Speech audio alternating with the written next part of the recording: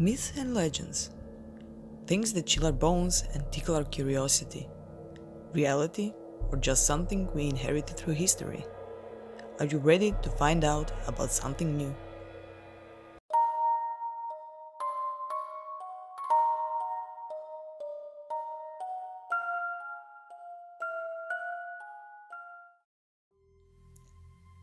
Everyone knows how the pain of a broken heart can influence one's everyday life. It is an unseen wound that tends to remain open for a long time. But what if this unseen wound rips our soul and remains there for all eternity? One sad love story still exists among the people that live close to the river Chrnec. 100 years ago, there lived a young woman named Yana. People say that she lived with her poor father, who earned money and food by doing all sorts of labor work around the village. Her mother died when she was just a small girl, so Yana took over the care for the household. In that time, one would be fortunate if one had a cow. It is said that Yana and her father had an old cow, but Yana would make the best cheese in the whole region, and even nobility came to her house to buy her delicious product. So, in that way, Yana also helped with the financial part. When Yana turned 17, she fell in love with a local young man she knew all of her life. It is said that they were both poor, but that no one ever saw a bigger love than theirs. One day, Yana's cow died of old age. That meant that she wouldn't have anything to sell and to earn additional coin, and that there would be no longer any milk or dairy products to eat. Although poor himself, her beloved boyfriend proposed to her, giving her the opportunity for a slightly better life. Unfortunately, her father had other plans.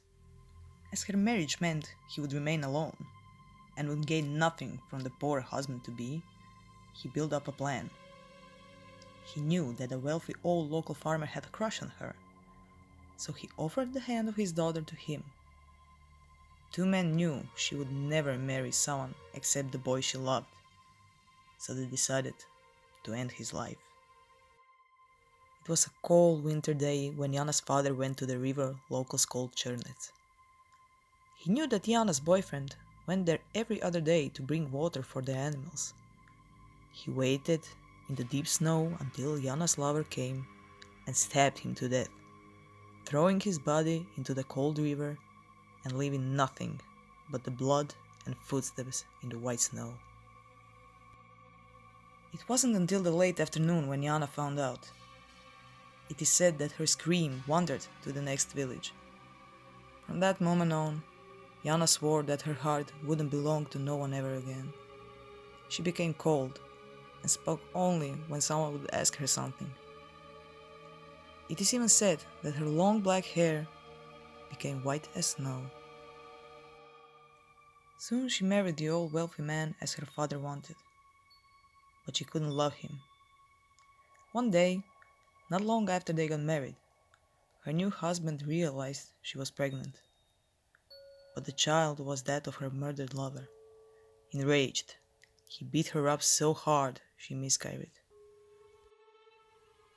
On that day, Yana lost the last part of her broken heart.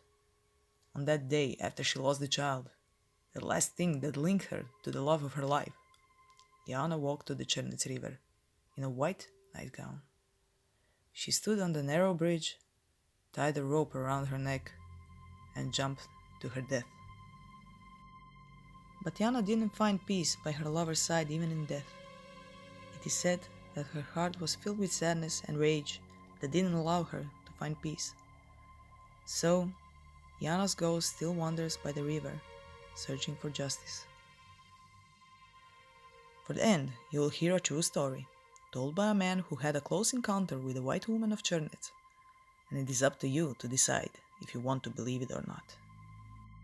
As always, for the sake of keeping the identity of the person involved, the name in the story will be changed.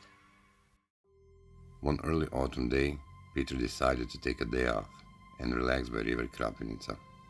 He took his fishing gear, some food and water, and drove to his usual spot. Upon arriving, he noticed that he wasn't the only one who had the same idea. Not wanting to share his space with some unknown guy, Peter decided to park his car and find another quiet spot. He took everything he needed from the car, locked it, and started walking through the field, following the river. It was a warm, sunny day, so he didn't mind taking his time and finding the most suitable spot. 10 minutes have passed before he finally found a beautiful spot, right below an old willow tree. He set up his fishing gear and threw the hooks in the water. From that moment on, he would just have to wait until fish bites the bait. Few hours have passed. Peter ate his lunch and even took a nap. Unfortunately, fish weren't biting on that day. After catching and releasing a fish that was too small to bring home, he decided to throw the hook in one last time, before he would try finding another spot. He waited for 15 minutes, but everything was still. The water, the fish line, and even the leaves on the willow. Not wanting to go home so soon, Peter decided to take a walk down the river and set his fishing gear somewhere else. As he walked by the river, he remembered that when he was a kid, his mother would always advise him not to go to the Chrnec bridge. That bridge wasn't used for a long time now, and only a few people knew the location of it after the new concrete bridge was built. He laughed, remembering how his mother would panic every time when he and his friend would go to the river to play. Now, as a grown-up, he understood why she told them that the white woman would drown them if they ever go there. Now he understood that she made all that stories up just to scare them away from the danger. As he walked closer to the spot where the old bridge once stood, the cold wind started blowing, and it felt great, and reminded him of the upcoming snow he loved so much. Once he was only a few feet from the bridge, he suddenly heard a soft singing voice, as if a young woman was standing somewhere in the bushes. Curious, he put down his gear and started walking towards the sound of the woman's voice, calling out so she wouldn't be startled. He called out a few times, but nothing. The singing voice didn't stop. Suddenly, as he stopped right by the river, a freezing wind started blowing so hard he started shivering. It was so cold that Peter thought he was about to die. Then, as out of nowhere, a pale, terrifying woman appeared in front of him. Her eyes were completely white, as well as her hair. Her skin was almost see-through, but young. And the nightgown she had on didn't move despite the strong winds that blew around them. Overwhelmed with fear, Peter started running towards his car. As he ran, he heard a horrifying scream of a woman that followed him, along with the wind. He didn't even think about picking his gear up. He just ran past it, yearning for safety. Once he came to his car, he could barely feel his fingers, ears, and nose. Finally, upon arriving home, he looked in the mirror only to notice that his extremities were completely red, as if he was walking through a blizzard. But that wasn't the only thing he noticed. Looking at his reflection in the mirror, Peter saw a thick bruise around his neck. A bruise that looked like a rope was tightly tied around his neck.